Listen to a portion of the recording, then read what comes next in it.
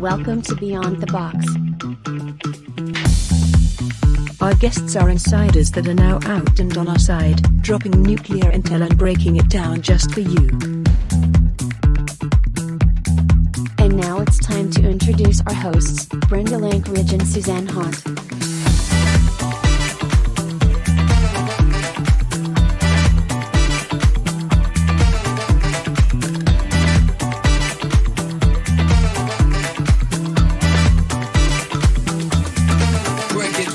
Join us and subscribe for weekly shows. Beyond the Box begins now. Let's jump in.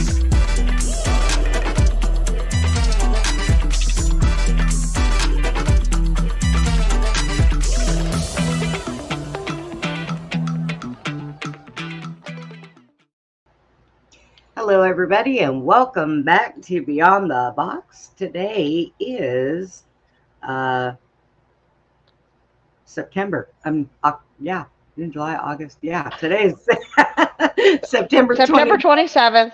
2024. It's Friday. This is the 66th. Yeah, it is. Oh my God, this is the 66th episode, and I am Like so the books in the Bible. Yeah, I am so hoping that we are live on Rumble, and it is not looking that way. Oh, I am so upset. I'm telling you, I do not know what I'm doing wrong. Well, they can fix it because it's obviously on their side. Everything they've told me, everything. So yeah. So we have got Penny Bradley with us today, and instead of Arkheim, we have got Edward with us, his altar.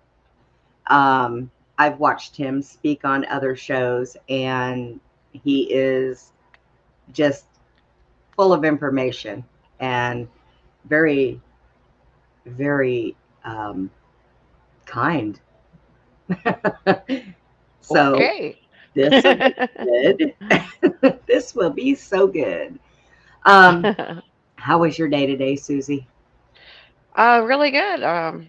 It's nice out. We got our trees finished cutting, and it looks so good. I can see my fields, and it's beautiful. And I love the tree guy. He's so awake. He said it was a movie out. I didn't even know about it, about validating Trump or something. Him and his wife are going to go watch it. Oh, And his wife was worried they were going to go get shot. And he's like, well, we're going to go see it, Oh, and let me go ahead and show this. So I got sent a Trump 2024 flag from Barron. I do talk to him quite a bit. And he said that he had something for Susie and I he was sending. And I got them the other day. I still have Susie's in the box. But in the box. I got to get out of the box. I know. Oh. So yeah. Cute. I was Thank you, Baron. I was like, oh my gosh. So shout out to my little buddy. Not so little. What's he like? 7 foot tall now, I think. I swear he is. But you still call me your little buddy. Yeah. Hello, everybody. Denise, Brent, Eddie, Queen. I think I got well, I didn't get everybody, but I think I missed a few. But hello, everybody. Now tonight, Susie, I also, when you do your prayers, please keep a lot of the people in Florida in your prayers. Okay. I found out a few people that I know they lost everything, and everybody else who's in the way of this, because apparently it's a big mess, and it's pretty bad. I know that Texas, and I think Andy said his state also sent linemen, trucks, everything to help clear debris for Florida and try to get them back up. So. Oh, I didn't know it was that bad.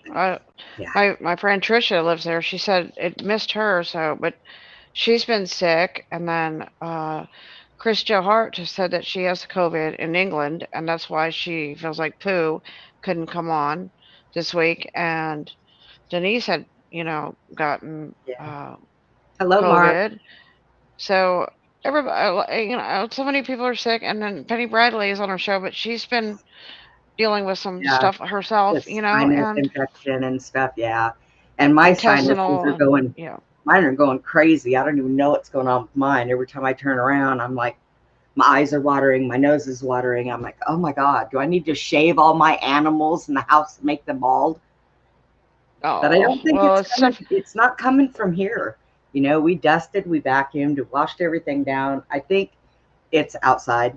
And every time we Yeah, open the front door to let the dogs out, it, comes in here and attacks me. right. I don't know why. Yeah, you could. I mean, shoot, people can be allergic to just the. I'm allergic to oranges and pineapples and lemons. So too much Oh, uric acid. Yeah, I can't get near that stuff. that must So that must suck. I had that Allergies, joke, ever since they ate the fruit in the Garden of Eden, I've been allergic ever since. right? You know. Yes, the So, well, are not so that kind of anyway, crazy. but yeah, okay, I'll just go ahead and say a prayer. I just want to pray for Penny Bradley. I want to ask God to send healing to her body. And, like, get her back to normal, feeling normal where she considers normal, God. And also, my all our friends that I mentioned, I ask that God, go to each one of those people and touch them and heal them and bring their bodies back to normal again. Everybody's feeling, and everybody, all our listeners, anybody on our listeners that are feeling sick, too. We don't need to be sick in our bodies. We need to be strong and healthy. And I know, Brenda, you were under attack, and Whew. Penny was saying she was under attack spiritually as well, not just physically.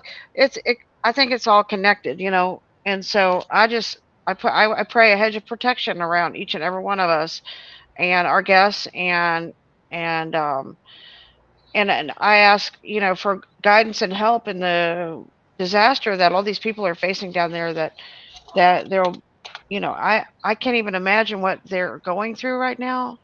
But let's just pray that that God helps them, and because this world is in so much turmoil, and that's why we have these shows. We bring people in here that they're suffering and speaking out and making other people aware, and maybe we can all help each other make it a little bit better, the world better by doing what we do.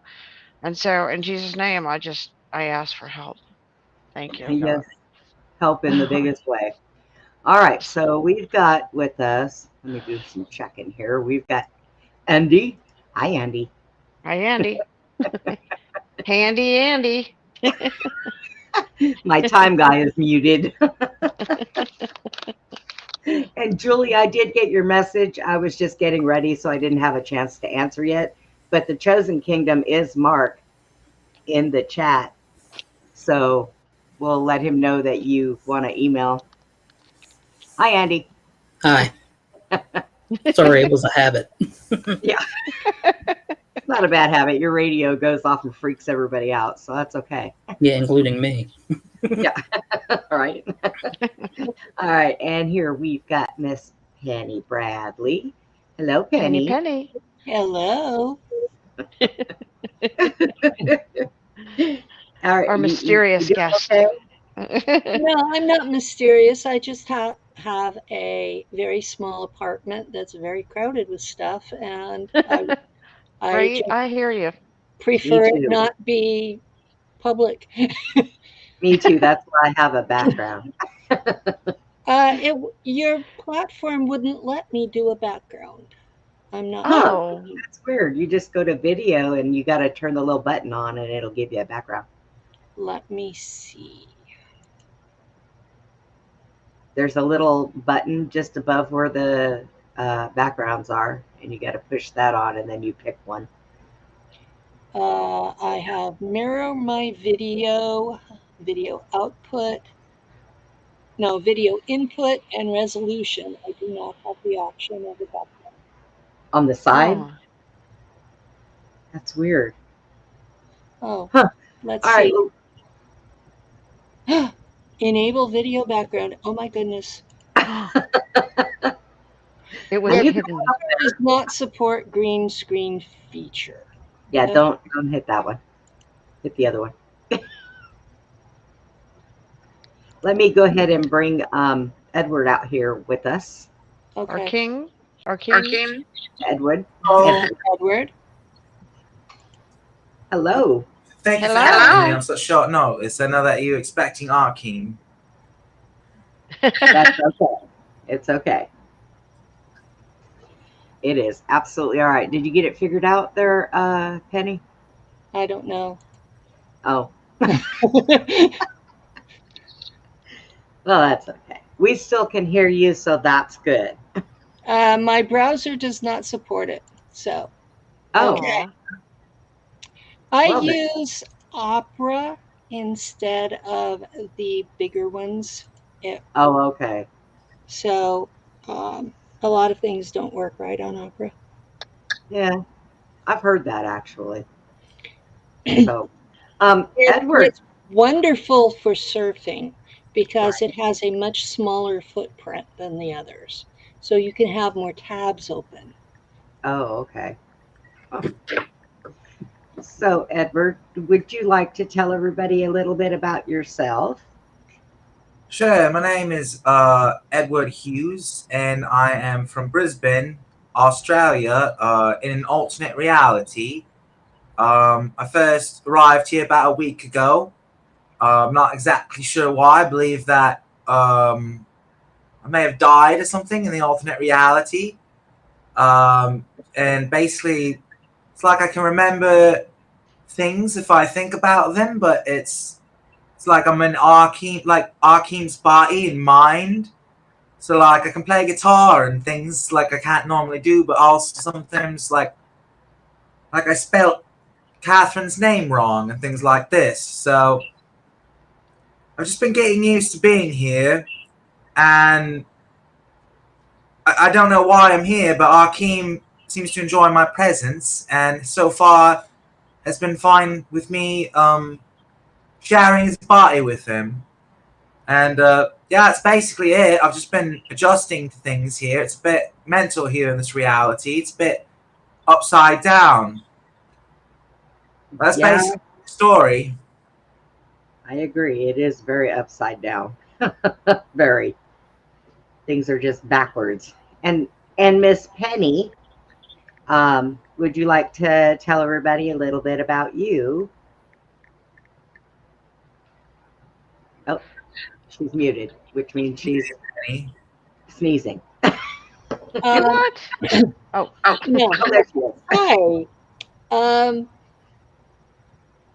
I was used in Black Ops as a child, but they did the mind wipe stuff.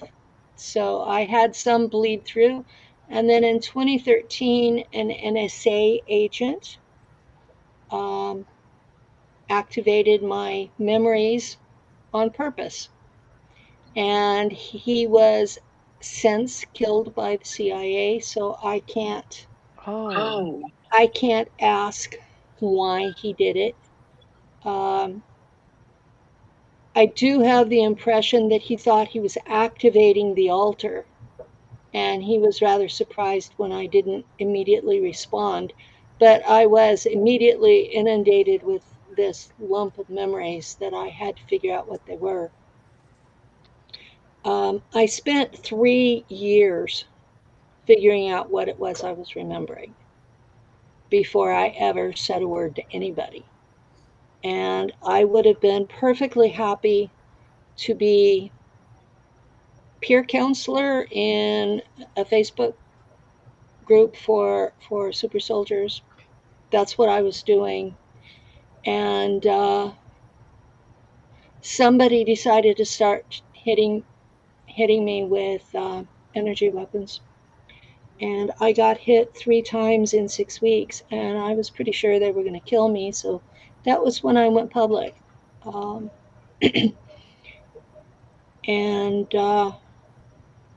I don't know how many of the listeners know who Bill Cooper is, but I used to listen to his radio show.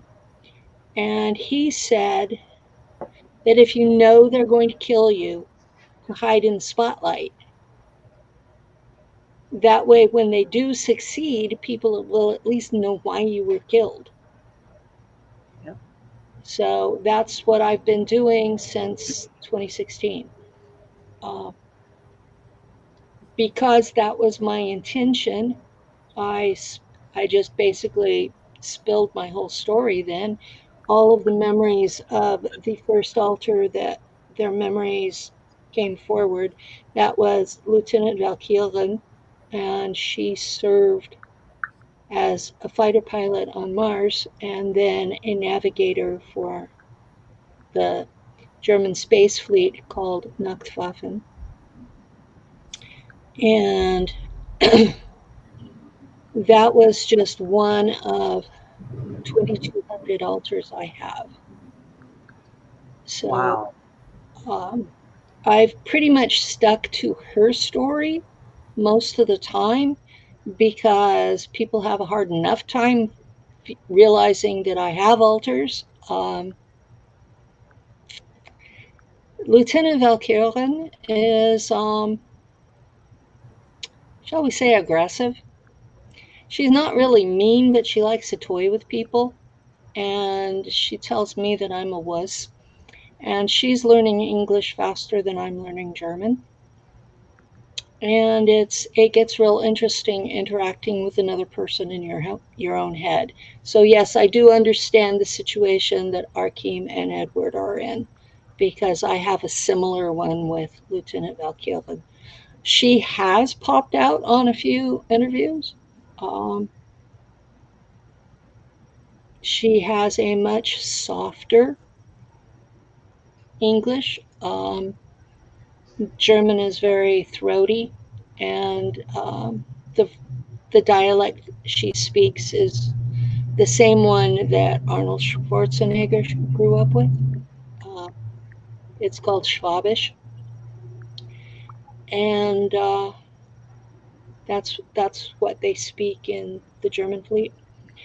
And I'm speaking mostly because I want to so embarrass the American government that they have to stop kidnapping children for these programs. Yes, I agree. And stick to consenting adults.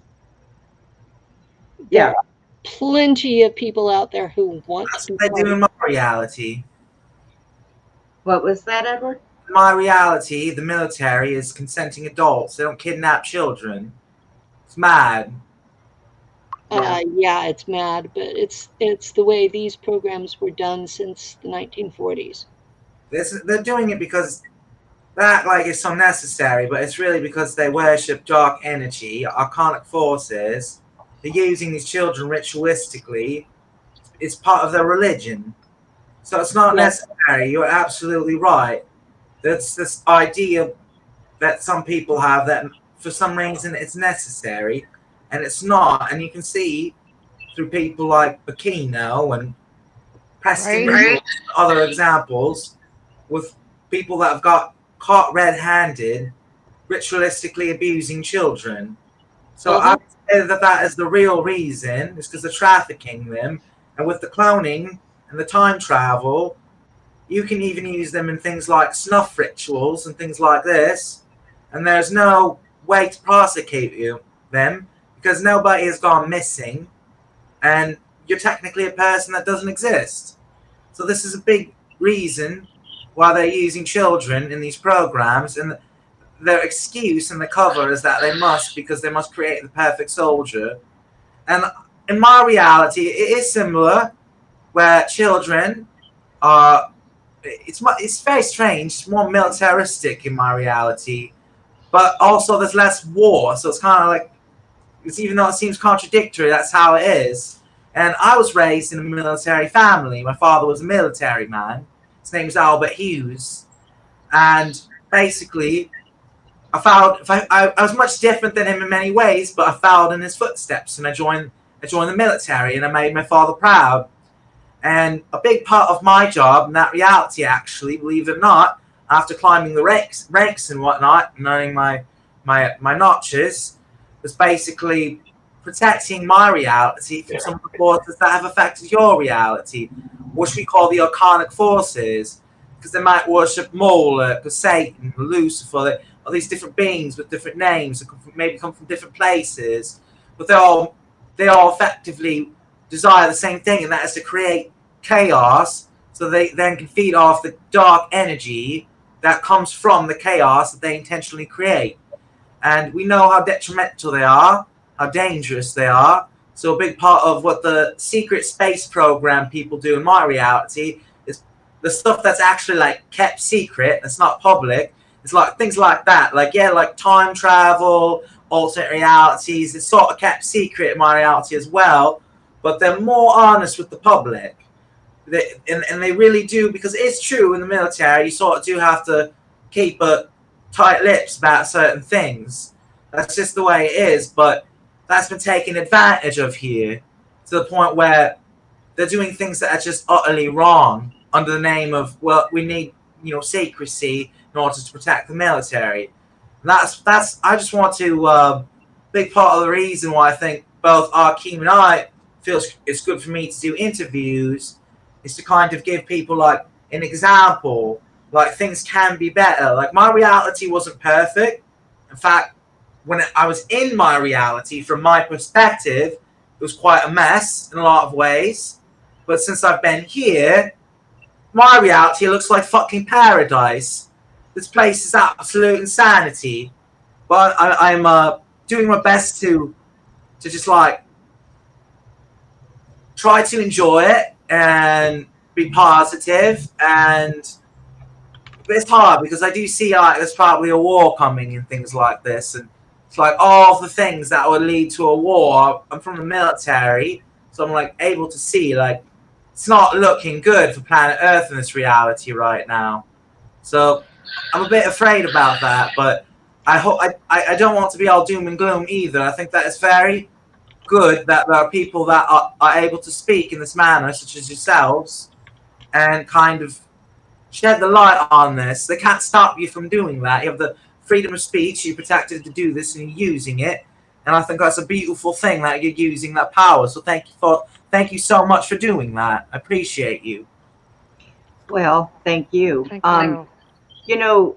The thing of it is they are trying to stop that whole freedom of speech thing. And Denise, they don't get the kids to go with them unless they tell them they're taking them somewhere. Most of the time, they just snatch them.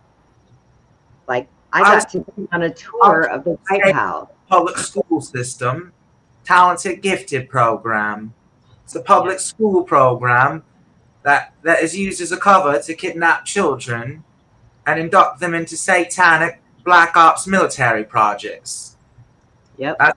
That's what happened. And then also there are some, I want to reiterate as well, there are some that are more positive, the more modern ones, like with like the Solar Warden and things like that. But they are still not getting the full consent of people, and they're still like taking children and memory wiping them and things like that and violating consent. So even though the more positive forces in the military, some of them have a long way to go, I think. And I think that a part of it is because they believe that they must catch up to the ET that are very advanced. So they need to make these psionic super soldier people that they breed from birth, like in a lab or whatever, to be able to compete with these people. And they send us out as like sort of like soldiers and representatives for humanity. But it's just, it needs to change. It can be done differently. As I said, I've seen it from the other side. Like military being a point of pride isn't necessarily a bad thing. And if you use your military for honorable purposes and honor the people in your military, that creates an environment where people understand the horrors of war and they kind of respect it more. You know what I mean? And like it's something that's a part of life. We need to defend ourselves. We need to be able to fight. We need to take up arms. But in this reality, obviously, you got these arcanic forces, these Satanists, who are using it as a form of black magic. Like they're literally like having battles during astrological events that are designed to like harvest the energy in a black magic ritual. And like you can actually look, if you start learning about like astrology and like the dates of when these battles occur and things like that, they're literally like having them during these festivals for the gods where you're supposed to do human sacrifice. Like that's what they've like put in place of doing it out in the open. So it's like just very much something to think about with some of these wars. which I thought over, by the way, interestingly enough, this is another thing from my reality that I bring to the table that it's different in my reality is there's more different energy sources and less dependence on petrol. And I see in this reality that you're like digging up all the earth, like the blood of the earth, literally, right? And like animating like these like creatures, basically these metal machines with them. And like then they're like harvesting like your financial energy and you're like sitting in traffic and things like that. Like I looked up the video about my home, like literally right before this. I looked up Brisbane, so I wanted to learn about what it's like here. And I've been saying that cars are not as common in my reality. Life is built around like people, like public transport more. And first video I found here in this reality was a mate bitching about how cars completely ruin the city of Brisbane and he can't get anywhere and it's a fucking mess. It's basically like the gist of the video. Like everyone's stuck in traffic. They have this huge traffic problem. Like, so I'm just saying, I'm seeing that just very different here. We have Zeppelins in my reality where you can go to where you're going and it's a place. Trains of like places. Like there's certain trains where you might pay a premium to ride on them because they're nice and they have certain amenities aboard them. There's just certain things in this reality where like feel like you're missing out on a lot, but you don't realize it because you feel like the vehicle is like a symbol of freedom and like a badge of honor. And I understand where some of that comes from with the World Economic Forum and these 15-minute cities they're trying to build, where they want to lock you in and make you not allowed to leave your cities. We don't have to worry about that kind of shit in my reality, but so I can understand why people might be wary of public infrastructure during an event like one that happened 4 years ago. They just shut everything down. But fortunately, you're still able to somewhat go out and do things because you could say no if you want to, that's a big difference between my reality and yours. Is that, but we wouldn't need to have that option in my reality because our governments are just much more benevolent. So I just hope that kind of gives you a picture of like some of the problems I see in this reality and just my perspective. And I don't mean to just come on here and just like bitch about how like my reality is like better than your reality, but like it just is. It's just, I'm sorry, like we don't have like cell phones, for instance, smartphones. Like kids in my reality, like they like get on the bikes and ride around still in this current era, this current year. They meet up with the mates. That they even have like establishment that are like pinball machines and things like this. So kids, meant for kids to like meet and like have a soda after school and shit. People do stuff in my reality. And a big part of that is because it's built around human life, not fucking cars. I swear to fucking God. You don't know it until you've seen it. I've seen it. I've seen what it can be like when it's actually built around human life. Like, and I'm sorry, I'm just going to stop ranting because that's basically the message. I'm sorry. I've got two things. Number one, I grew up in an era where we rode our bikes and we didn't have cell phones. We had pagers. And when our mother paged us, we better get to the nearest payphone and call her. When the lights turn off, that's when you go home. When the lights turn off, it's time to see that. It's time for you to ride your bike home, or you're definitely going to get a lashing to get home. That's right. And another thing, Julie asked Penny, are you related to royalty or a big name connected to these things that we're talking about? And did you have family in the military too? Four of my uncles, all of my blood uncles were in the Army, either during Korea or Vietnam. My partner, the man I live with, was in Vietnam, but he was a DoD contractor. He was not military per se. Both of my brothers were in the military. Robert was in the Army and Michael was in the Air Force. My father was not in the military. In those days, if you had multiple sons and more than one were in the military during a time of war, which Korea was. Then they left the baby boy, and my father was the baby. Now, the royalty issue, yes, I'm related to royalty. Not the usual 13 families list.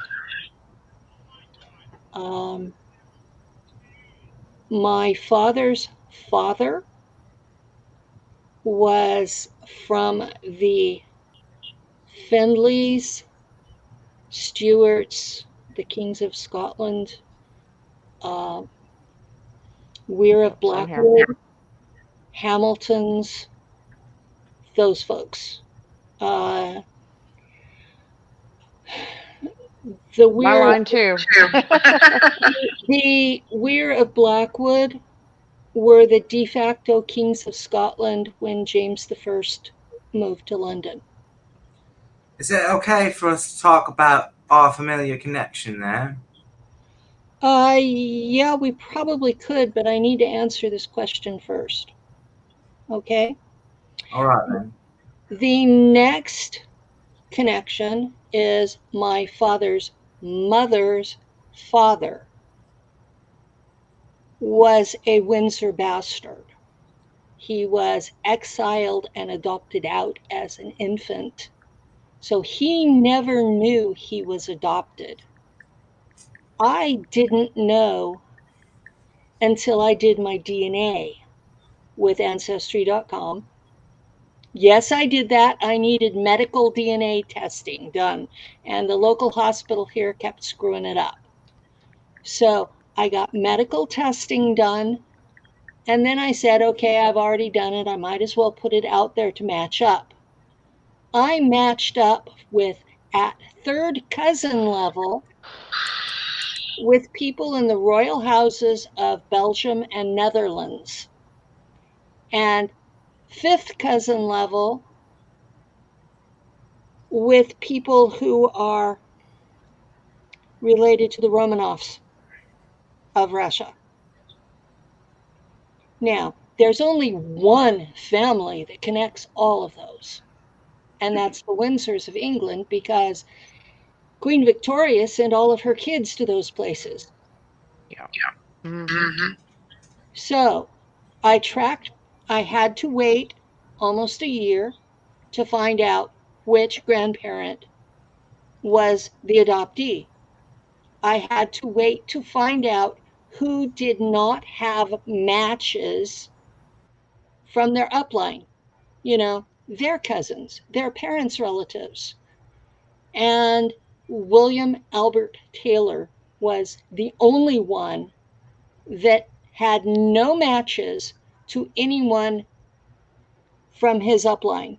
I match up with his kids and their kids, obviously, because my grandmother was one of his kids.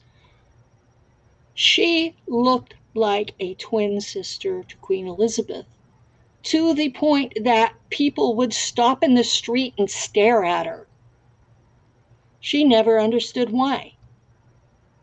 So yeah, if I've done the math correctly, I'm second cousin once removed to Charles. Wow. Now, So I'm a Windsor. Yes, I am. I'm admitting it.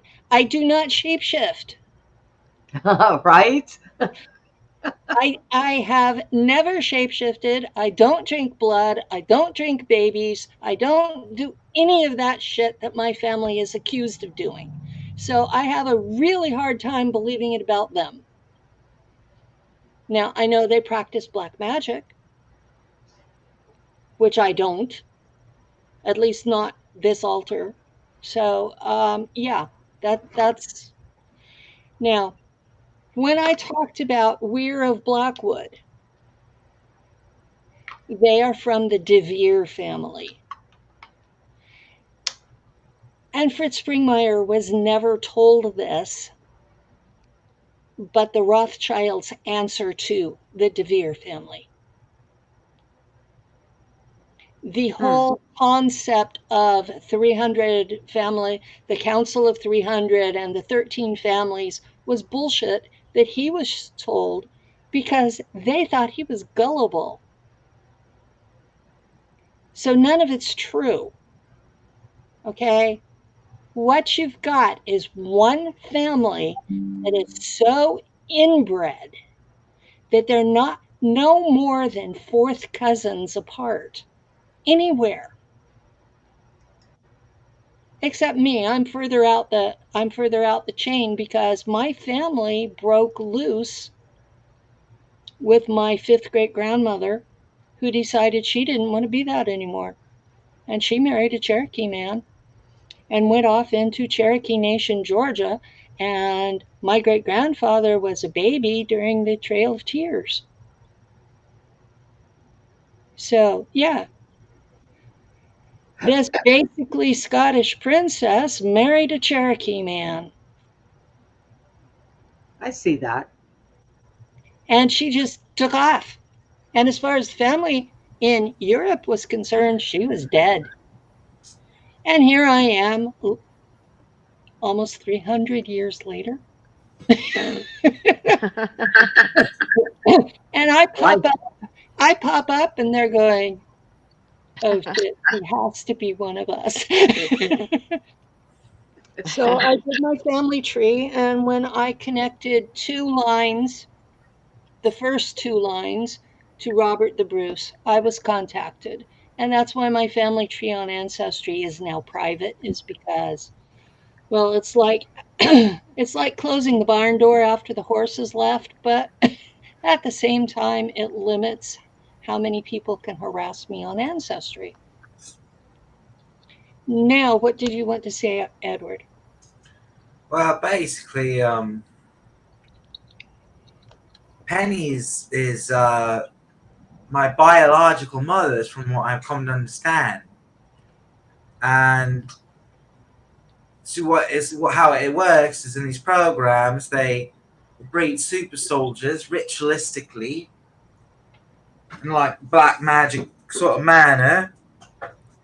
And from what I understand, Arkheim and I guess myself, we're all different fractures of the ancient sun god Ra. And basically, that's a big part of the reason why they felt the need to fracture us, is to like lessen our power, which is like talked about in the hieroglyphics. Something about like shattering the soul and blowing it to the wind like a dandelion or something like that. I've read about it somewhere. But basically, like I figured out that my biological, and this means both me and Arkheim's, because we're the same. I'm a clone of him, basically. It says into another reality. I don't even understand how or why, but basically, I was birthed at some point. Maybe not birthed by her, but conceived at the very least, and then maybe get carried by someone else, because that's what they do oftentimes. Like, for instance, in this lifetime. But Carl Emmerman, who has a military record, and you can find who he was. He sunk 25 U-boats. He was a U-boat captain, and that's just his official record. He's done quite a bit more than that. But that is my biological father.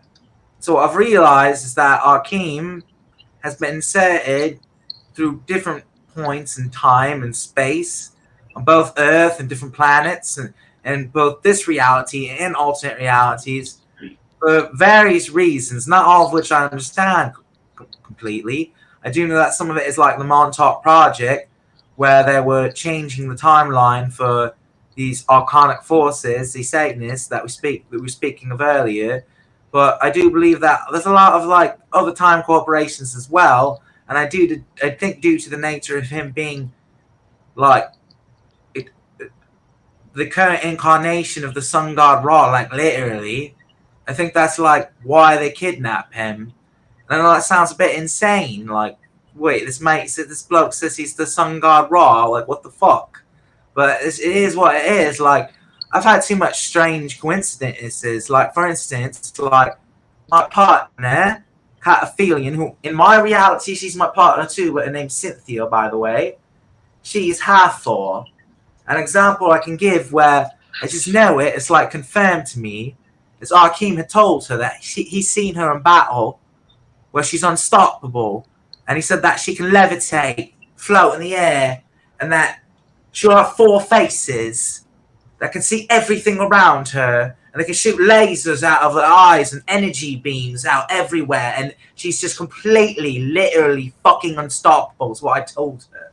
And then I find out, because I'm remembering, but I find out through reading about ancient Egyptian history, Hathor has 4 faces, and she is considered the Eye of Ra, and she goes into battle for Ra, and destroys everything in her path for Ra. And I actually literally have memories of this. Like, I just don't know how you can fake that. I don't know how it would come to this conclusion. Like, I know it seems a bit mental, but the reality is that many of the people who are used over and over again in these super soldier programs, they're connected to the archangels of the Bible, ancient Egyptian gods, and things like that. And that's part of the reasons why they're targeted. And I'm not understanding fully, like, not remembering everything yet. But from what I understand, as much of it is like an inversion. Like I would say Penny and myself are beings who try to be positive and believe in the light and positivity and, like, you know, goodness and shit like that. Like, just not to oversimplify it, but we're not evil. We don't believe in evil. We don't believe in breeding evil. We believe in quite the opposite. And I think that we have always, historically, in all of our incarnations, stood up for what's right and light.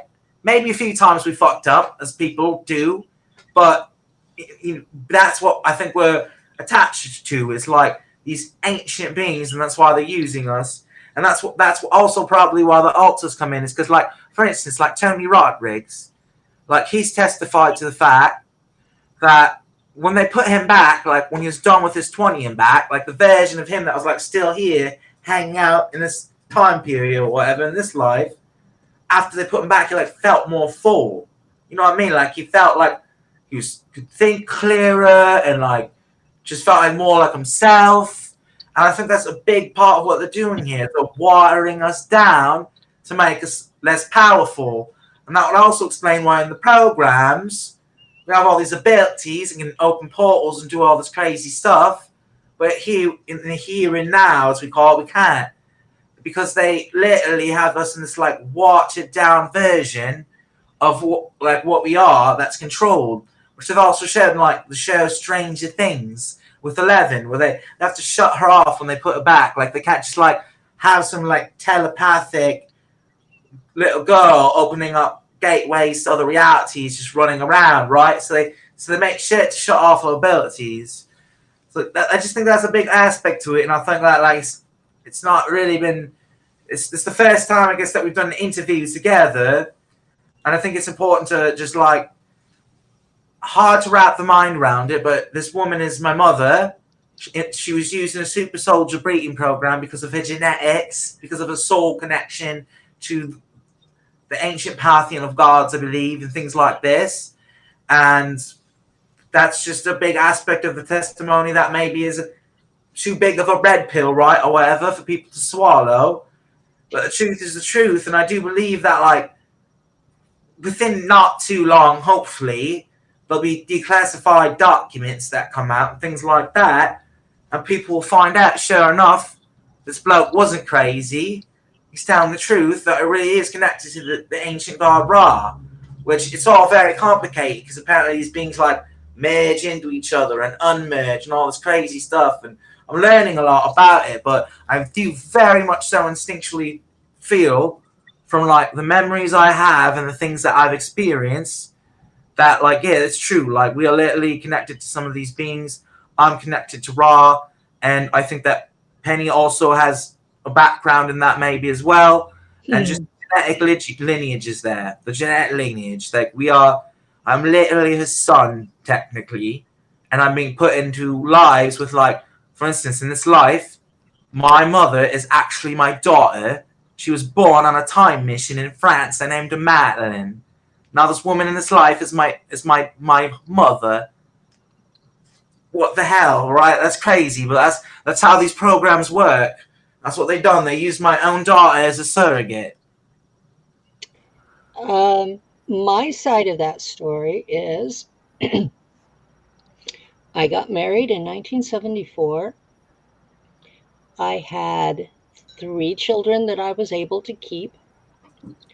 They all have congenital adrenal hyperplasia, which is a Stewart family disease. I had 7 other pregnancies where the baby would simply disappear. I would be left bleeding and there would be no baby. And I would try to go to the doctor and they would say, well, we have no pregnancy test proving you were pregnant, so we're not even going to worry about it. You'll be fine. If you get an infection, come in and we'll take care of it. So I had 7 of those. And I'm one of those psychic people that I could feel the baby's energy. I knew I was pregnant. And I have hunted those children. I have found 5 of them. And yeah, I sensed that Arkheim was mine. And I first approached him and I said, do you feel this connection? You know, do you feel like this is possible or am I just nuts? And he sat with it a while and came back and said, yeah, you are. He has done a DNA test and we're waiting on the results to compare it to mine to see if it's... I have not done that. Oh, you haven't? A test sent in the mail to me. It sent it in and they just like lost it in the mail or some shit. Oh no. So Yeah. that was what I thought we were doing, was waiting for the test results. No, I just like think I got like a notice like I guess I didn't register it before I sent it in or something. Yeah.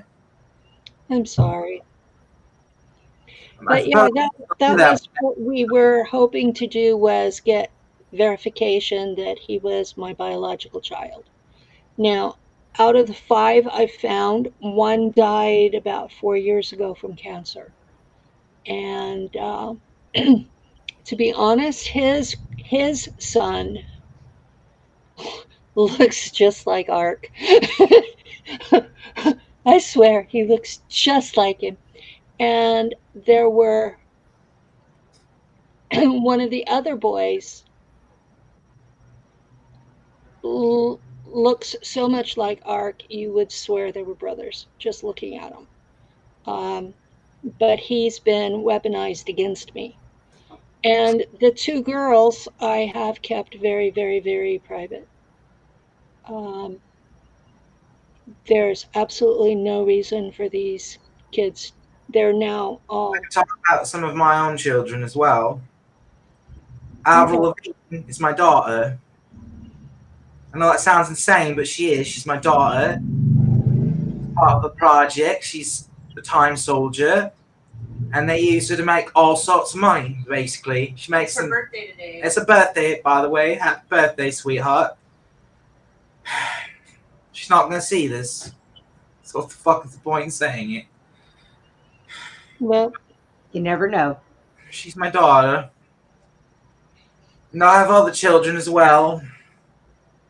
In these projects as well. And people that I care about. And it's quite mental. Don Whitburn is my brother. When I served with the Germans, they did not allow me to have babies with them. They said my DNA was messed up and they did not want my DNA to be part of their gene pool. Now, part of that is because of the Stewart family disease. The other part of that is that military laboratories used early CRISPR tech on me and added alpha draconian DNA to me, and that's why I'm able to be a navigator. I have many of those abilities here. I used to have a firewall, but I'll give credit where credit is due. I asked Randy Kramer, how do I get rid of this firewall? And he said, you go into meditation, and as your mantra, you use, there is no firewall. There is no firewall. It took 2 years, but the firewall's gone. So yeah, most of us who have spoken at a conference know each other. Susie, you know, maybe later, Penny, you and I can talk about that whole pregnancy thing, because when you were talking about that, I just remembered that, like, when I was 18, I had this boyfriend, and we thought I might have been pregnant. We took a pregnancy test, came out positive. I even had a sonogram that came out positive. And then lo and behold, a month later, I was no longer pregnant. And I Just didn't disappeared. Yes. That's I didn't have. usually is connected to the greys. What they'll do is they'll put a baby in you, and it's usually connected to the hybrid programs. And then basically when it's grown enough for them to be able to put in a different uterus, they'll take it from you. It's very common. My boyfriend that I had was a very strange individual, and not too long after that, he kind of disappeared. I mean, I can't even look him up now or nothing. So Another thing that they do is look like humans. oh yeah, that I do know. Well, Martin was anyway. Susie, did you have anything? There's something else going on out there too that Randy Kramer has talked about.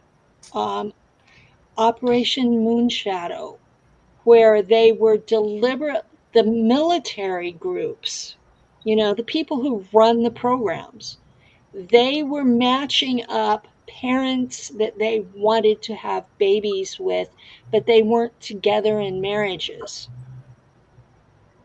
And that's what I think my missing kids were, is Operation Moonshadow.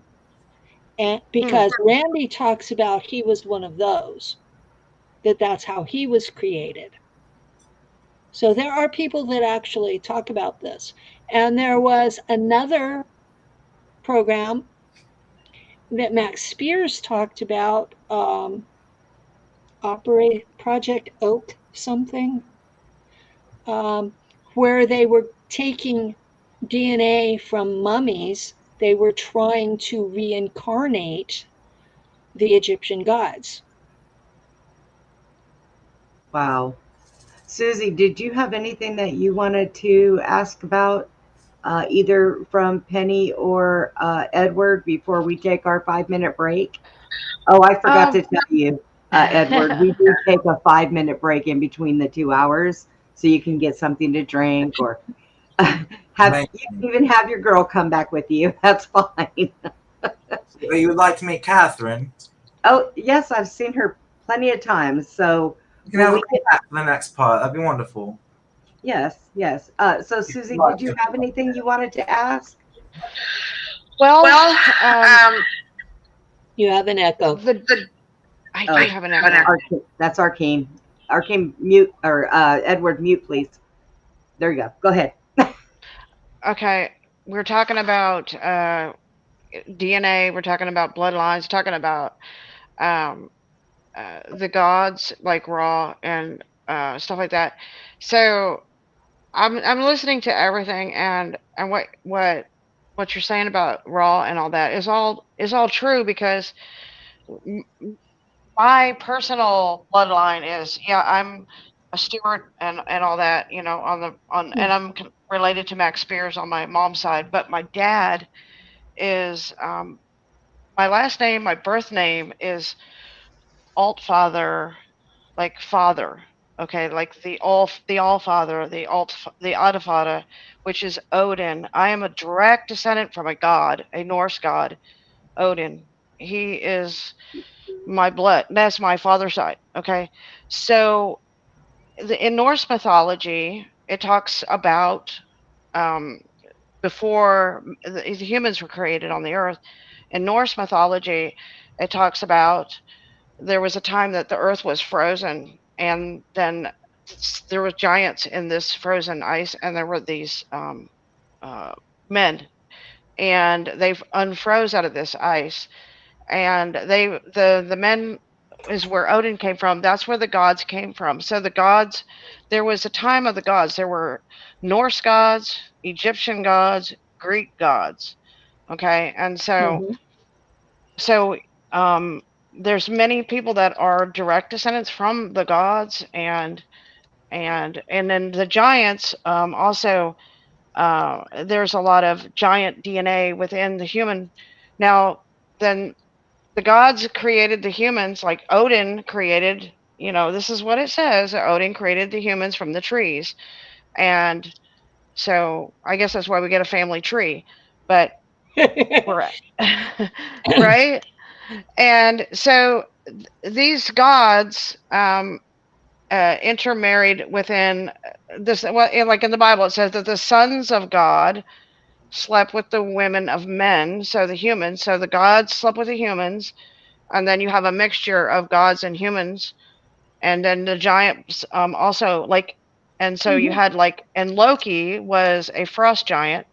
He was blue. He was a frost giant, a shapeshifter, and he could be male or female. He could have he gave birth to serpents. He gave birth to wolf men, because they were human like, but they could be animal too. So this is where, and then from what I have Loki researched. had a whole group of very interesting children.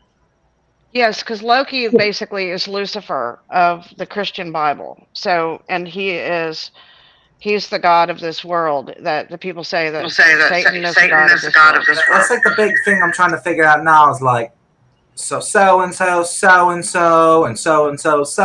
like you find out like they have many different names, and depending on what religion or what part of the world they're in, like they're being talked about in, like they might have a different name. But yeah, it's like all connected to this, is very much so, is what it is. Yes. Now, I believe that they're extraterrestrial, but my family members that are feeding me information about their traditions, they believe they're from inner Earth. As far as in practical terms, it doesn't much matter which it is. But what you've got is a group of people that are people used loosely like we do in space. You have a group of people that are in charge of a large area, and they're called different things by different tribes. Now, those tribes eventually became nations, and as with any story that's dealt with by word of mouth, names change. Things get ritualized, details get lost. But as far as I can tell, these are all basically the same folks. We're talking about from the Chinese gods to the Norse gods and everything in between. They're all the same folks. And once you make the connections with who's who, then you can put together details that say the Japanese lost but the English kept, or stories that Sumeria said one thing and the Egyptians said something else, and you kind of blend them together and you get closer to a true story. Well, I mean, but I don't believe any of them were actually deities. I think they were just smarter than the people they were around, and they had psychic abilities that seemed godlike to normal humans. Yeah. And it's like, Susie and I figured out that, in a way we're related because I also come from the gods. And other people who spread their seed around, because my real father was actually a little whore, but I think they do that on purpose. You know, they have your illegitimate kids here and illegitimate kids there so they can keep a bloodline going. So I have lots of illegitimate kids in my family tree. well, we're going to go ahead and take our 5-minute break. And everybody out there watching, you know the drill. And we will be right back, and we'll have Catherine join us. And this is good information here. I just stepped all over myself when you said that. I mean, I've heard other people say my fetuses were taken from me, but the way it was put, I'd never thought about it until like just now when you said that they disappeared, and I was like, oh, wait a minute. So yeah, so my mind is somewhere else because I'm doing a lot of thinking right now.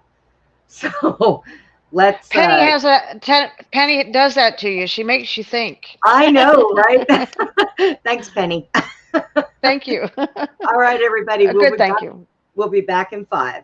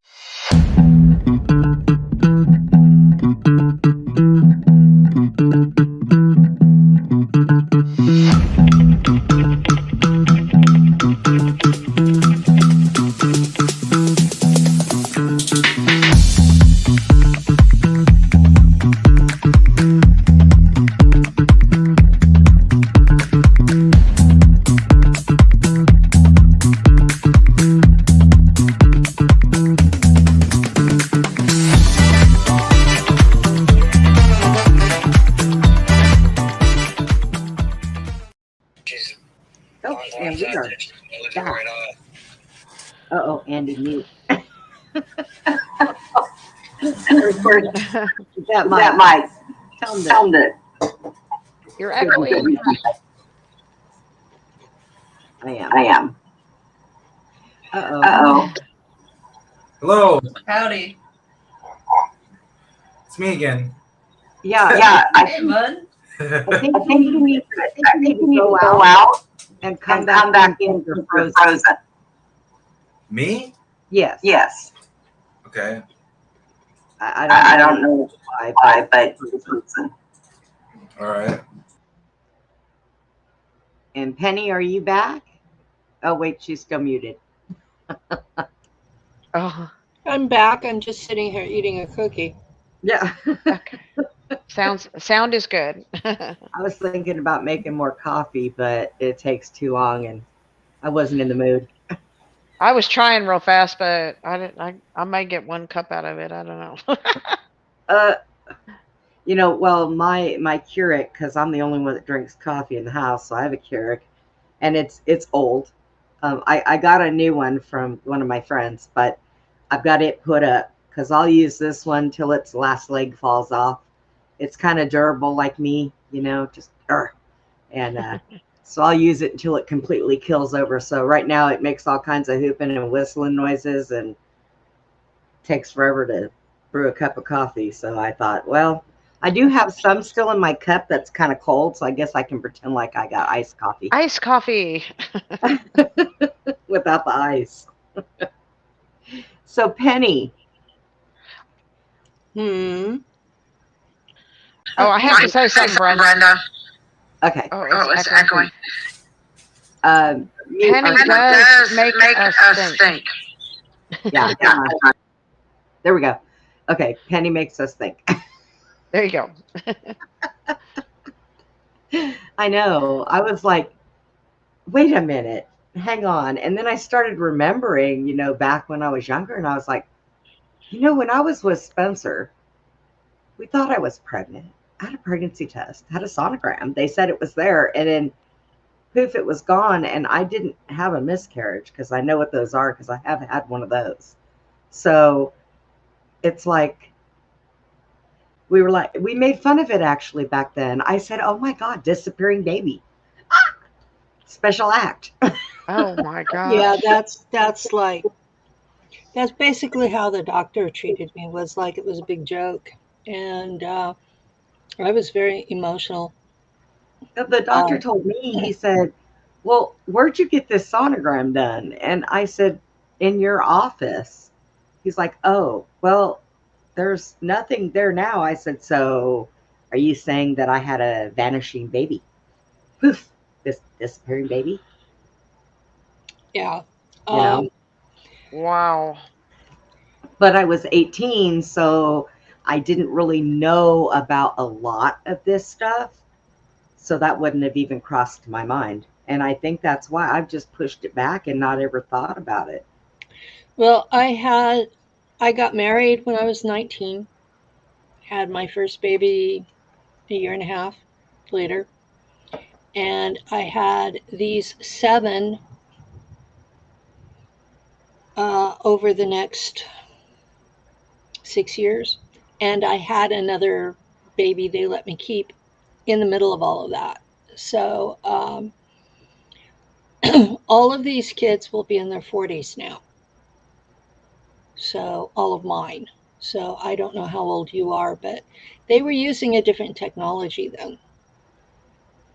So Yeah, true. now they just take tissue samples. They will take you. They will pop out your eggs and make a man ejaculate and keep the sperm, and they'll make it in the lab and just implant it into somebody, the in vitro stuff. And now they've got birthing machines. Yeah, I've seen that. So Oh, that's crazy. let's we have Arkheim Welcome, Kat. and Kat. Oh, Howdy. Hi. it's lovely to be here. Yeah, we can talk a bit about like some of the. I want to talk. Fight it out. Talk a little bit about some of like the kids. Like we've had a daughter named Molly Mm-hmm. in the program. And we were CIA agents working in the 1950s. That's like a time part of the CIA. It's hard to explain, and not all the memories there, but part of what we were trying to do was stop JFK from getting killed, which we obviously failed at. I remember that. And yeah, we had a daughter named Molly, and then we also have another daughter named Esmeralda. And Esmeralda was conceived in an alternate reality that we no longer like have access to. It was like she teleported somewhere, something like that, when she got afraid or something. Can't remember what happened, but like we lost her forever. So we have a daughter that we lost forever in these programs. And then yeah, like I said, it's also the whole thing where like you find out things like Avril Lavigne being my daughter, and just I've got quite a few different children in these programs, and I think that's like an important part to talk about, like because it's very emotionally traumatizing, and yeah, and just it's wrong, and I would say it's like one of the biggest problems with this stuff. And it's a big part of it is like I guess eugenics, because that's what a lot of this is they're very obsessed with eugenics. If you know anything about the NEAZIs, those guys, they're obsessed with eugenics, and they're part of this all and stuff like that. And I'm learning that's all connected. Like Project Ibis was actually like I'm finding out through John Whitberg's book, The Man with Periwinkle Eyes. Right? Yes. Mm-hmm. Finding out through his book that was like my father, like that was more or less the head of that program, and I don't really have much memory of it. I do have a few, but I just like like know that is an aspect of it where. Well, I guess that was kind of where we left off, is the fact that they steal DNA, they harvest DNA, they manipulate people's lives, and they, stealing the children. I mean, just how wild is it that Penny Bradley is my mom, and I figured that out at 33 years old, and I could have maybe never ever figured that out. And then with my mom too, it's like it's weird because like of course I consider my mom was actually my daughter, like my mom still. She did raise me, but like Penny's my mom. You know what I mean? And that kind of stuff is hard to process. And then finding out two things like I've got a brother who we both know. Who I'm not gonna say his name, but he's out here just being a dickhead, being mean to our mom. I have to insert. Hang on. He has two kids. You're echoing because I think. I got it. Okay. He has two kids that are in their 20s. He has their names tattooed on his arm.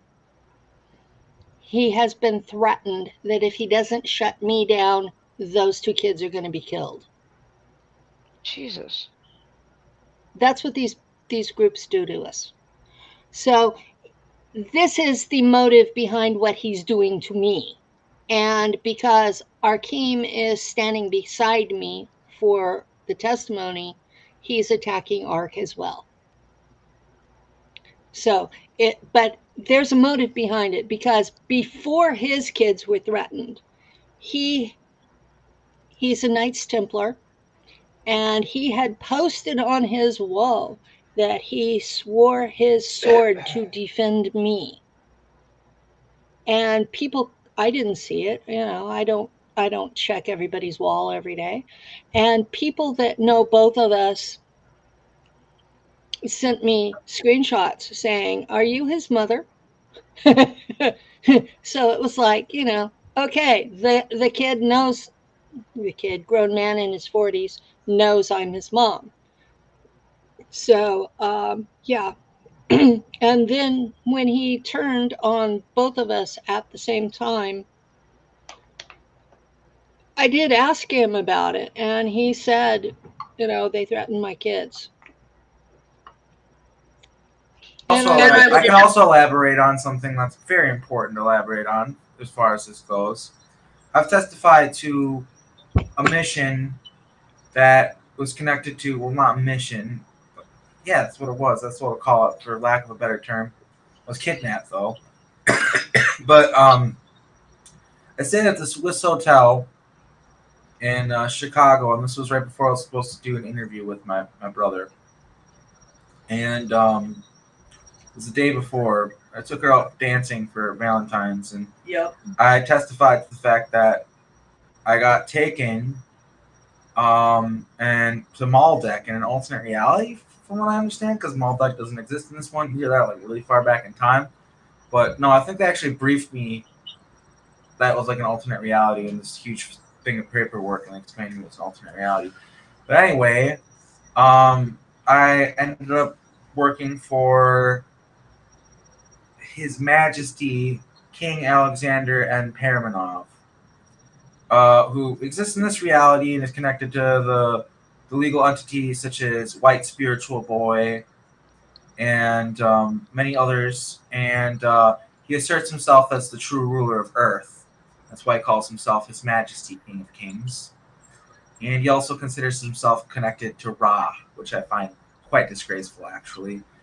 But basically, this guy has like unfathomable amounts of gold and resources. He can print his own passports and print his own money, and basically just he's considered a world citizen instead of what is like a more like a localized. I don't know what they call it, localized citizen or a government citizen or whatever. He's considered a world citizen, so he has certain statuses that you and I don't. We're not considered people. He's considered more of a person.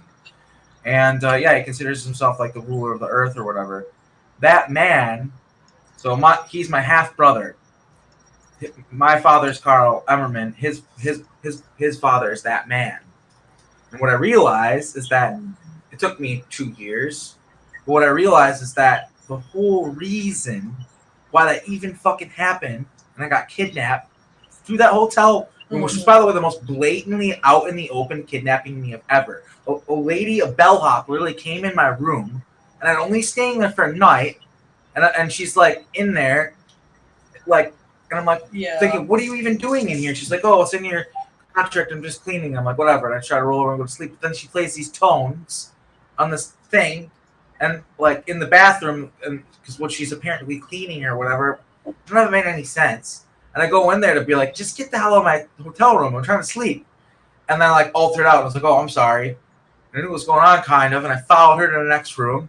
There's a clone of me here, okay, and they say lay in the bed next to it. And then there's my brother, another brother of mine, not which I'm sure this was some sort of humiliation that it was him.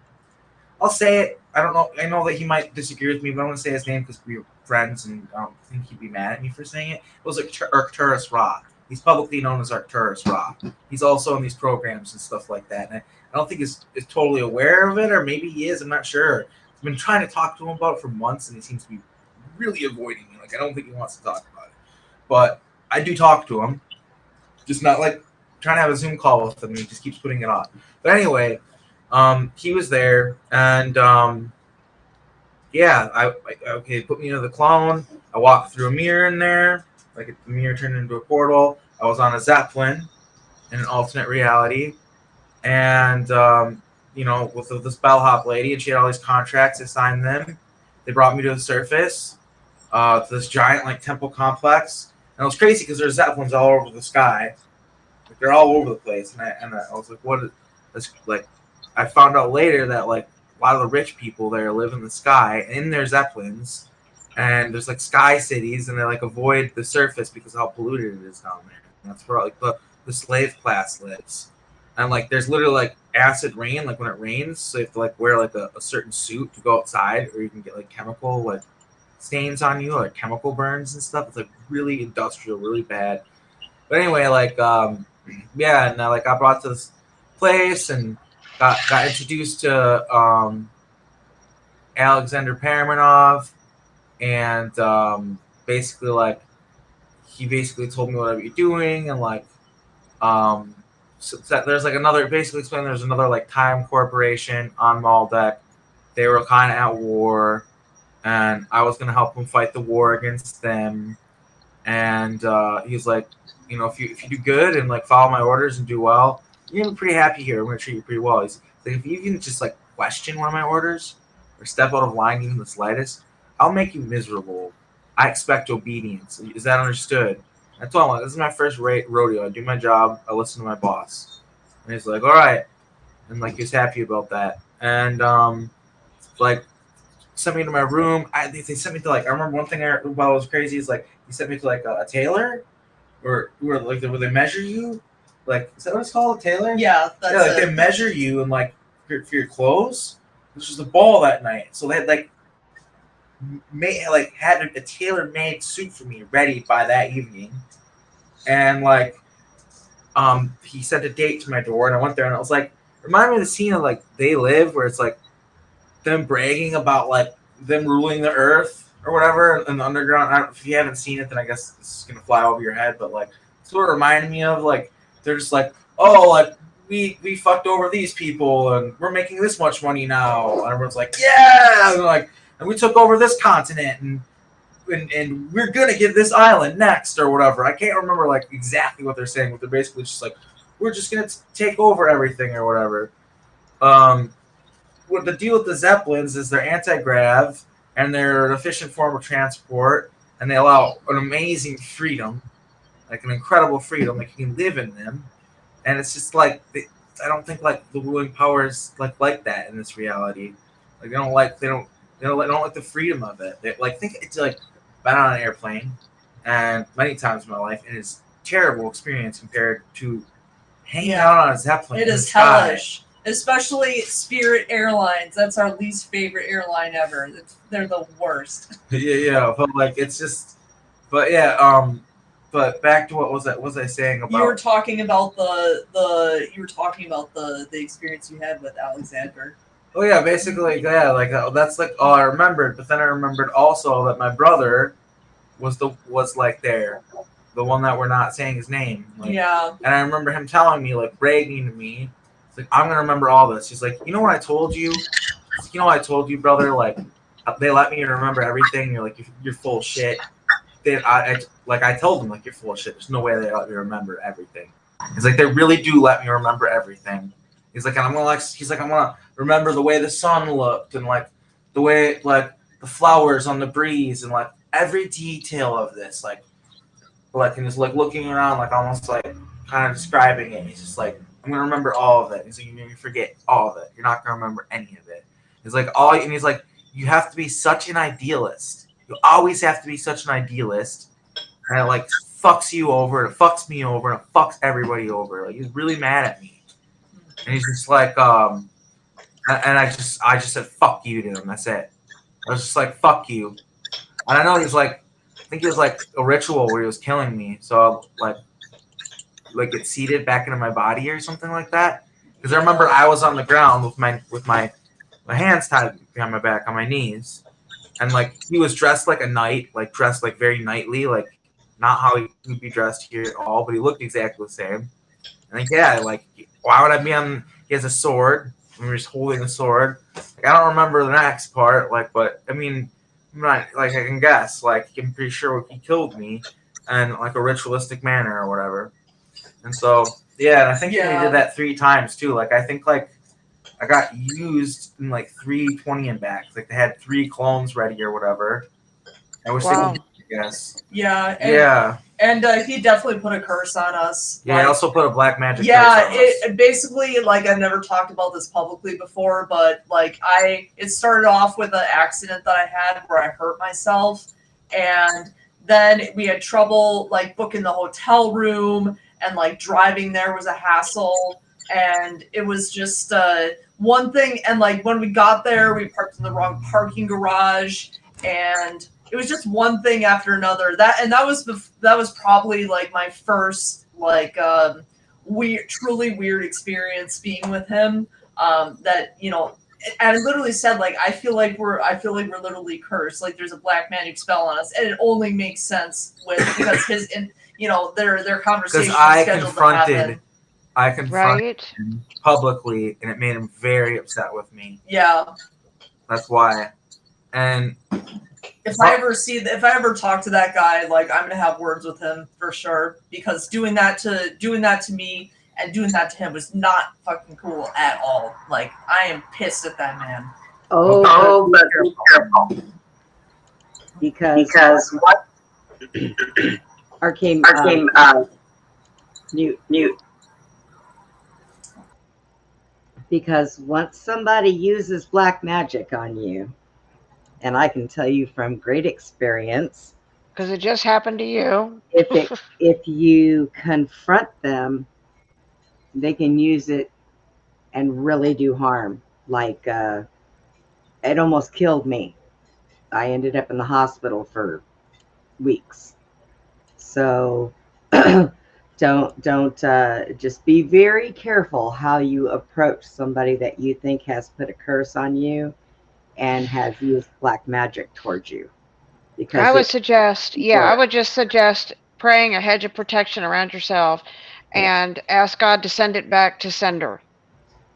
Yeah. Because it was bad. That's always what Penny says, is return to sender. Yeah, absolutely. So Penny, did you have any thoughts?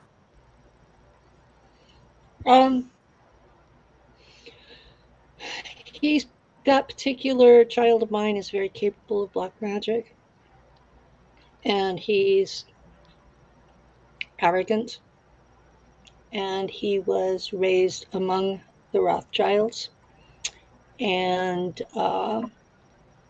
was trained by them, and he's a Knights Templar who also get magic training, and he's a formidable foe, and I'm really hurt that they're using my child against me. I'm really hurt he was put in the position that he was, where he had to choose between the truth and his family, real family, and his own kids. That was just, you know, I don't know how many of you have seen Sophie's Choice, but that was kind of the position he was put in. And that was wrong. My heart breaks for him, you know, because that's a hell of a position to be in. But at the same time, he's going with it, stomping with both feet. So he's made his choice. Everybody has a choice, Penny. Oh, I know that. Yeah. But if you've raised kids, you know how your heart breaks when you watch your kids in pain, even if you know that they chose wrong. Yeah. Although I think in his case, I would have made the same choice to protect my children rather than my mom, because I did make that choice in the past. The 3 that I was allowed to raise, my mother kept screaming at me that I was supposed to let them die because of their disease. She was a eugenicist. And so Oh. what I did was I moved away and I raised my kids and I kept her away from them until they were old enough to be safe. So, yeah, I made the same choice. My kids over my mom. So I can respect that as a father, he was taking care of his kids, but it still hurts. Yeah. Um, Yes. what really hurts is that he and his brother are on opposite sides of that fence. So it's causing even more pain. I never told him about the other kids. So he'll find out if he watches this, which he may. Um, so far, they've been safe because I've kept them hidden. Um, but there's still two. I don't know where they are. And I have an altar that's hidden under a Thelema seal. No, I and wouldn't even know where to begin to look. and that one has it sends out evil vibes, and I'm terrified to even go into it. Both Arkheim and Joseph Powell have helped me with that one, and they've both recommended that I just leave it alone. Yeah. They think that what's underneath it is too painful for me to have to deal with. So I have no idea what that particular altar has done. It just feels very evil. And he's right that he and I have both chosen the light, chosen good, and we're both trying to serve humanity. So, but yeah, when you are taken as a child and used in these programs, they split you up, and because the altars don't share memory, they can do all sorts of things with you. And when you get these memories back, it's some of them are devastating. I had an alter tell me when I was going into some memories once. He like blocked me, and I was like, "You can't keep blocking me. Like I want to remember this." And he's like, "You don't understand." He's like, um, "You've lived so many lives and met so many people. You have like children, wives, friends. Like, it's like if you were to remember everything, it would be like grieving 1,000 deaths all at once. People that you don't know if you'll ever see them again. You don't know where they are. Like, it would drive you mad. Like, so there's a reason why like certain memories, like I can't go into really, and I'm not like a trick pony where it's like, hey, can you just remember this for me? Like, what about this thing? It's like it doesn't work that way. Like, this is more of a personal journey for me than me just like trying to remember like I don't know like who celebrity did what or whatever. Because people really like to get caught up on that, the fact that they use celebrities in this program, in these programs. Because like I said, like Avril Lavigne, stuff like that. It's very true. They use celebrities in these programs, which is another thing that's kind of like interesting too. Like think about like their like what's the word for it? Damage control, where it's like people talk about this stuff, and it's like you hear me saying like, "Oh, Avril Lavigne's my daughter." That makes it sound crazy. It's what's the word for it? There's a COINTELPRO. No, there's No, that's not it. I'm not sure what it is. She's in an altar right now. For real, like she's in an altar. She's not talking the same, and you notice that? Yeah, I noticed that. I just feel like talking with a deeper voice. I don't know. It's okay. It just feels right now. Most of us have multiple altars. Yeah, so that's another thing too that's been happening is like I've been realizing she has altars. And like she's been like it's been crazy, like stuff that's Tell them about what happened last night in my sleep. She just said Ishtar. That's it. Yeah. Like a voice where I'll have an altar that comes out and I'll be like, I'm Hakeem Ra, and I sound very like almost like Middle Eastern or something. And I'm like, that's the way it sounded. And I was just like, who is this? Who is You were talking about trying to figure out the equivalencies. Hathor is Ishtar. There you go. That's why she said that.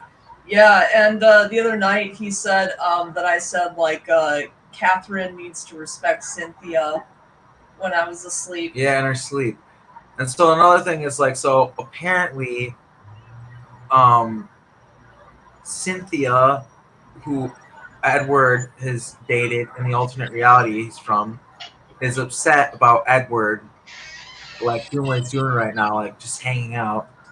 And she feels like Edward is disrespecting Cynthia, and so is Catherine. Because Edward is like, he really wants to be. What he said, he hadn't seen her for 73 years or something crazy like that. Was it. So like in that that he didn't know when he was gonna see her again. And like he said, it was like normal for her to be like, I'll see you again, it'll take forever, but then you see her again. He said this is the longest it's been though. And like he was just like missing her like crazy. So I feel like that's part of the reason why Edward's here, is because like, but also like he seems to like be kind of confused about it.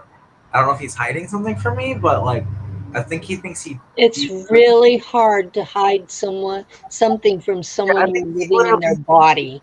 Yeah, he thinks he died, basically, and he realized. I haven't even told that Catherine. might have happened. He remembers being like an old man. Like I have memories of being an old man. And I'm like, yeah, I think he died. And Okay. And then he's seated in my body. When the altar's clone dies, the altar returns to the natural body. Yeah, so I think that's what happened. And then I found out through I've had that happen a lot of times. I found out through Alonja Markman as well that apparently Edward is a Montauk. So he says that Montauk isn't in his reality, but this is a bit confusing. It's like he said, yeah, we try to kick out the Satanists and stuff like that, and we're really try to be animated. Yeah, Michael Aquino. One of the most hilarious things, you want to hear something about this? Barack Obama in that reality never was a president, but he was like in a rock band. Yeah, he wore black black eyeliner and stuff, like that kind of shit. Obama is a because he is like occultist, and that's like not tolerated in that reality, like doing dark magic. But like one way to do that and kind of skirt it is by being a musician, because it's like people do consent. They know what's going on. He does everything. Kind of skirt it. Oh my goodness.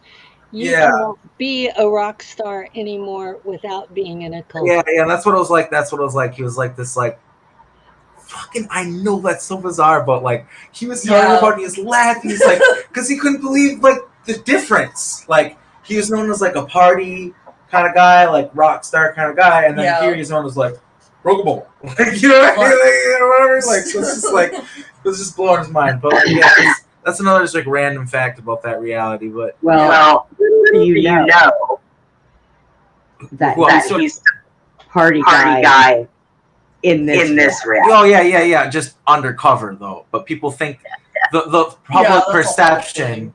The public perception is that like he's some button down guy. But some nerd. Yeah, but like he's not obvious. I did a background check on him when he ran for president the first time. And I was actually mortified by most of what I found. And I'm not going to go into it because I don't have the links to back it up right now. But it was all on a C drive that I got fried because I did a Google search on a program that they didn't want me looking into, and they fried my C drive. Oh, geez. So that one was about the Murrow building in Oklahoma City. That was what they fried my C drive over. I found the name of the FBI program that was running that. Yeah, apparently, well, he's CIA and was on Mars and stuff like that. Andrew Brasiago has the most in detail testimony of that. And Andy has some great memories about who was on Mars with him. And officially, Obama denied it all, but there is a thing called a general denial that a lot of folks use. Obama was part of the Pegasus project. Exactly. Yeah, that was what Andy Bajago talks about. And Andy's Yeah. been on my show. At first, he thought I was a fake because I didn't remember the same stuff on Mars that he did. And then we were both verified by the same CIA archivist who has also verified Arkheim.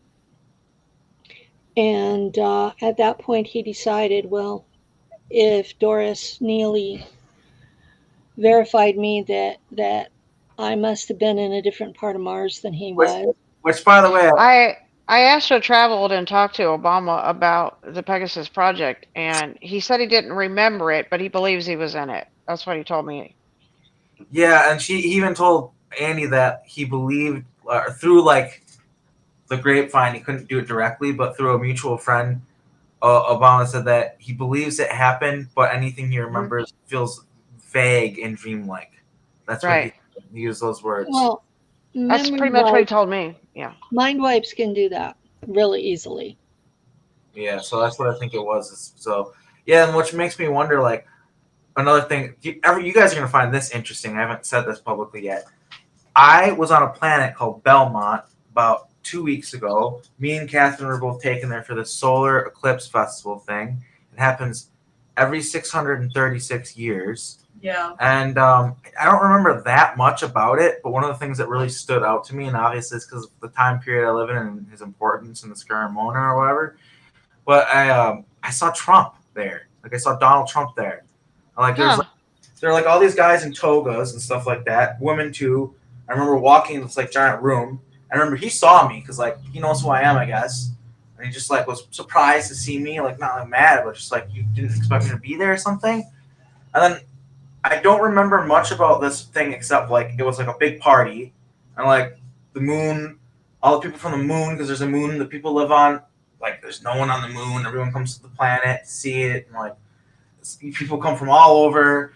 And I just remember I got on an elevator, and he was on the elevator, and going to like a similar location to me or whatever. So we're on the elevator for a second, and he was dressed like this like weird gray, like kind of like toga, like didn't look like the way he dressed here at all. And who knows if he remembers this too, because like that's why I bring this up. It's like maybe it's vague and dreamlike for him, because it's kind of almost what it's like for me, but I know this really happened. And I just remember it's kind of like one of those moments where like we're on the elevator and it's just kind of awkward, and he's just like, "So do you know about the?" He's like, "Do you know about the bird migration tomorrow?" I'm like, "Bird migration? No. What are you talking? No. What are you talking about?" And he's like, "Well, basically, everybody's a big party. Everybody, everyone's gonna be up all night partying. But a lot of people don't realize in the morning there's this migration where these birds, these cranes, it's unbelievable. They cover the whole sky. They got these like things you can watch them in or whatever. Where they and just told me about it or whatever. He's just like, yeah, don't party Belmont or here? On Belmont, this planet called Belmont. Which we were there for the eclipse festival. So basically, like the eclipse happens, and the next day, these birds all like fly over the city, like so many that they like cover the sky basically. And he was telling me to see it, and it was just like weird because it was just like I didn't feel like it was just like in the moment the author was just like, oh, it's just this guy. Yeah, what's up? Yeah, the birds. All right, I'll check them out. See you later. That's literally what it was like, and I remember we did too, because like that is true. He was literally right. Like everybody like is so busy, distracted by the eclipse, and they're all partied out usually by that time, and they're like sleeping or whatever. And we made sure to like be able to see it, and we did see it. And so, but yeah. And then it was weird is by coincidence at that same time there was an eclipse here on Earth, and here where we live in Portland, there's these birds called the swifts that come to this park that we live down the street from, and they occupy this like chimney there, and like it's called Swift Watch. Like people from all over the city come to watch it because it's so beautiful. They dance in the sky, and they make what looks like portals. Like seriously, they literally. If you look it up, the first video you'll find, if you look up Portland Swifts, if you look it up on YouTube, it's a video, and you see the way they're flying. It looks like they're like opening portals and stuff, and like it's just bizarre that like I think that like there's some sort of weird. I don't know how to explain it, like why, but I know it's all connected. Some sort of strange connection. Yeah, it's there. like all connected. Yeah. Like there's a reason why we were like it happened all at that certain time, and like I know I saw other people there too. Like I know he wasn't the only one. Like there are tons of people there. It was like this huge festival, but for some reason that memory sticks out to me. I guess because of just it being so bizarre. It's just kind of a crazy memory. Like to just have this weird, really just casual interaction with with him. Like it's just like, and then just like him just like, all right, see you later. And he just gets off the elevator, like, and then like literally like. I actually did look at the birds thanks to him, which is like interesting, but it's just a trip. Yeah, it's just I figure it's something worth mentioning too, and just the weird correlation I said too with the fact that like there's a eclipse here and the birds here. It's like so much stuff that's like the veil is getting thinner kind of thing. Like this kind of year. Yeah. They say that. I feel like that's part of it. I feel like it's what it was Yeah. all had to do with. The veil does get thinner this time of the year. Yeah, I keep these weird experiences that I keep having in my sleep. It's like I wake up and it's like I've got like a vague memory of I'll have like a vague memory of it, but then I'll just like pass out again. So this is Donna. What? You're Donna. Donna? Who's that? That's who you are right now. You don't realize it. Wow. Okay. You're watching in real time, like us both switching, and she does not speak like this. If you were watching any other interview, she sounds entirely different. It's very interesting to be watching her. I had to tell her because Arkheim is seeking professional DID treatment because it's getting quite mad, and he told her that she's going to have to do the same thing. Because it is basically come to the point where she's not the same person right now. She don't even realize it, but it's true. She's not the same person. I shifted uncontrollably for almost a year.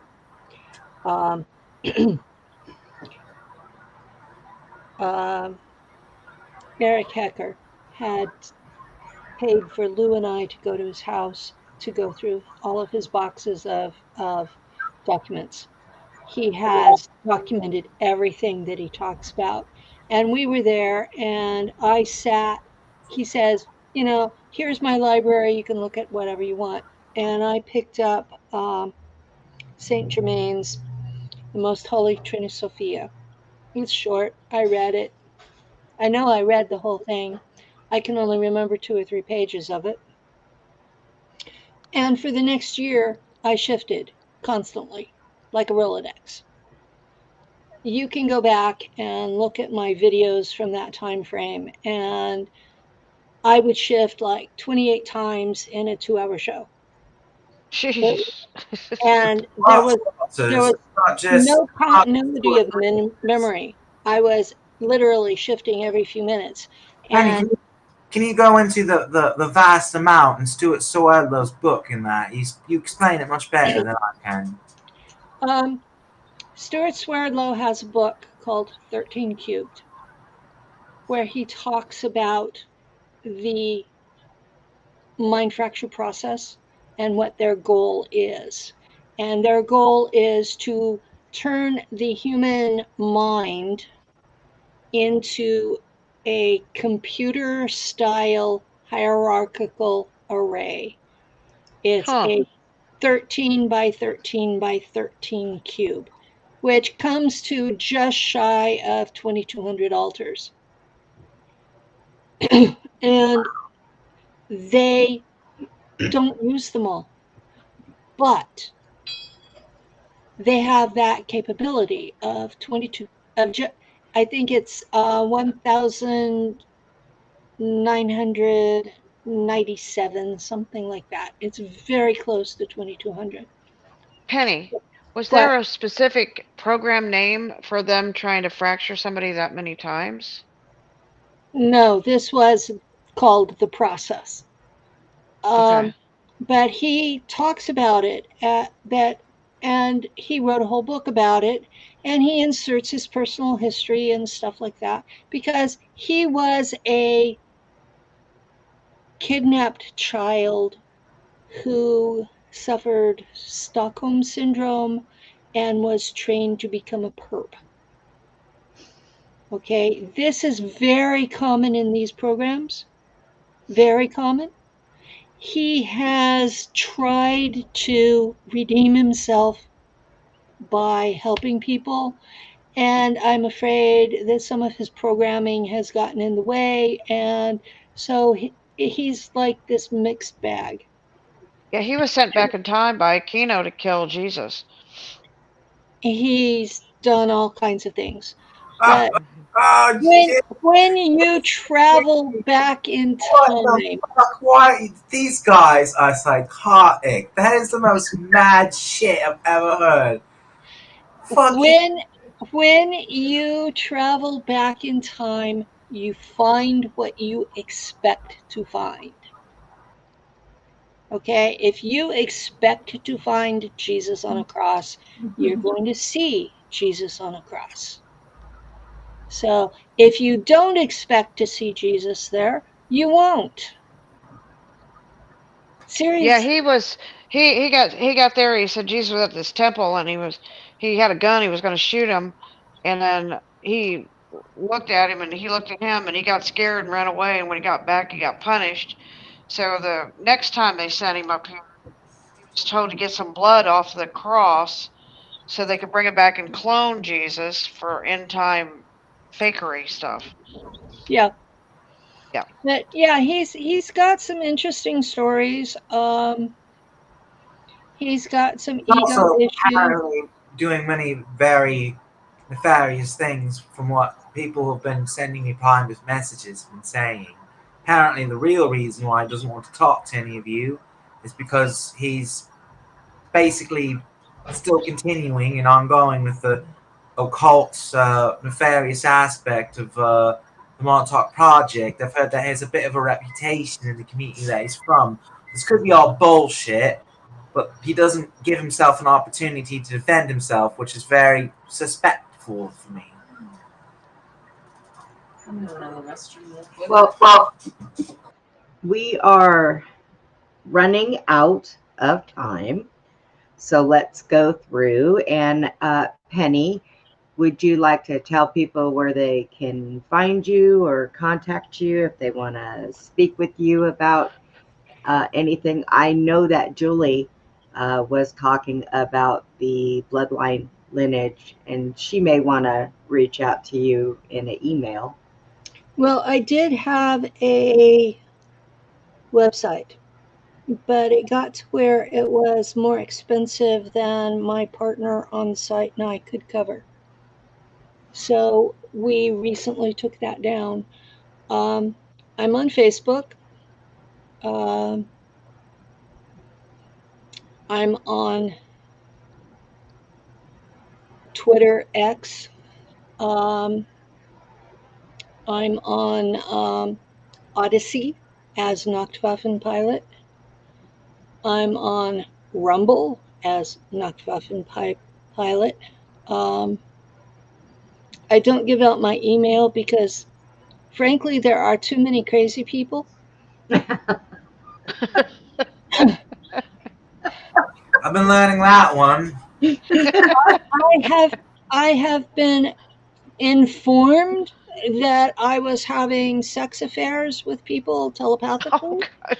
Oh gosh. Wait, a drug dealer. What about that one? Oh my God. There are people who are swearing that I'm an international drug dealer. Y'all can blood test me at any time and I will pass. I don't do drugs. I don't. Brenda was accused of that one too, right, Brenda? That too, yeah. Like so slanderous. It's ridiculous. You know what I mean? It's I'm like actually looking into an attorney that is willing to do an international slander trial. Because the 3 people involved are in 3 different countries. And so it will have to be an international court. And I'm planning to have it out of California so I don't have to travel. They can come defend themselves. But I don't know what the laws internationally on it will be. But they have so slandered me that most people won't have me on their shows anymore because their followers slime every video that's put up. Well, I think we should make you a regular, Penny. Yeah, you know, I look forward to more knocks on my door, so because I really love telling them to get off my doorstep and slamming the door in their face. Why don't you tell that story of what happened? Yeah, they came to my door and told, you know. Who was it that came? Well, they said it was FBI, but I don't know if I believe them. And they asked me, they wanted to talk to me about you, and they asked me if I understood. And I said, no, I don't understand. You're talking to the wrong person and get off my doorstep. So, yeah. I mean, all they had to do was watch the show. That was the first time I met you. They would have learned as much as I did. I mean, yeah, they were 2 young men and dressed in black, right, Brenda, and said they were FBI, and they wanted to know, they wanted to talk to you about Penny Bradley. Yeah. Oh, they wanted to come in. I told them no. That almost sounds like the guys on Supernatural. Right. It must have been them because they're in Austin and they're just down the road from you, Brenda. So it was probably them. I think one of them So yeah, you know, I have told people that interview me or people that are on my friends list are sometimes contacted, usually by the CIA. I didn't realize the FBI had gotten in on the act, but it's insane. Everything I say is public. It's not like I'm hiding anything. I'm not advocating violence. I'm telling the truth about what happened to me, and if they can't deal with it, well, hell, they shouldn't have done it. Well, maybe they should watch the show if they want to know, Penny. Yeah. And if they check, they would have known what for a living and known that you're in my house. I know law. They know where I live. Agents sit across the street in a Pac Bell truck.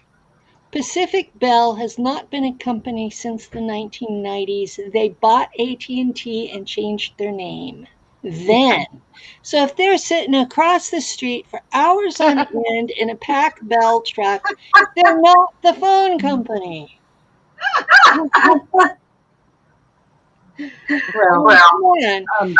It got so bad that Lou went across the street and told him, you know, if you're going to be here all the time, you should build yourselves a shed to be a break room. And they packed up and left. They came back a while later. The neighbors have been keeping a log of when they show up. Well, I told one of the neighbors about it, and she was shocked. And I'm sitting there just laughing about it. I mean, you know, I'm not doing anything illegal. I do not have an NDA that I'm violating. I have not named people in high places that were involved because they blocked my memory where I frankly don't remember. I talk about what I remember and what happened to me. I interview other people who have talked about what happened to them. You know, if they didn't like us talking, they shouldn't have done it to us. True. And Edward Arkheim, Arkheim has written this book, Time and Space Unlimited, which you can find on Amazon. quite easily. And I highly recommend you read it. It's very educational and it has quite a bit of information very concisely. It's not a long read, but it has an absolutely credible amount of information for how short of a read it is, if that makes any sense. And yeah, I have an email, arkheimra@gmail.com. Unfortunately, I do have a bit of crazies at my door as well, so it's hard for me to get to everyone. But I'm also on Facebook, Arkheim Ra or Arkheim Ra Wood. I have a backup account, and then she's also on Facebook, Cataphilian. Yeah, I've started to get people reaching out to me now, asking me about things, so it's quite interesting. It's happening slowly at a trickle, so I've got some time to learn how to deal with it. But yeah, it's quite interesting. So that is me, and that is him. There you go. Thank you so much for having us. This has just been lovely. Andy, I would have loved to hear more from you. We'll have to have another chat at some point. Mm-hmm. Yes. I'll be on Rob's show on the 3rd of October. You're echoing. Man in the business, Rob Khalil, with the Typical Skeptic podcast. Thank you for having me again after the FBI came to your door.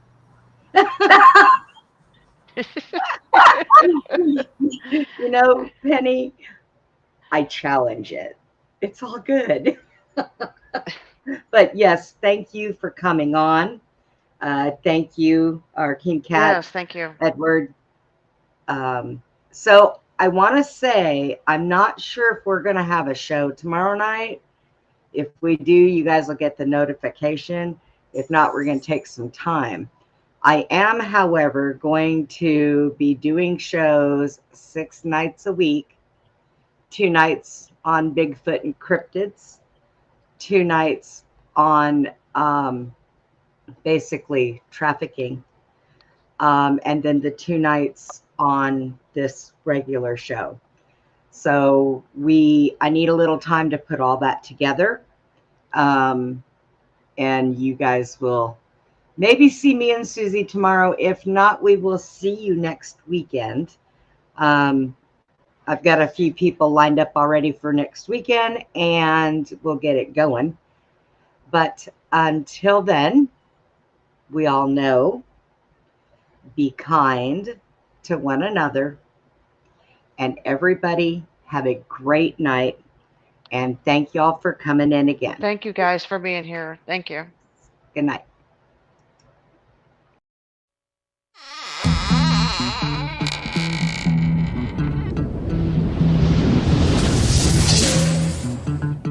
Goodbye for now, from Beyond the Box.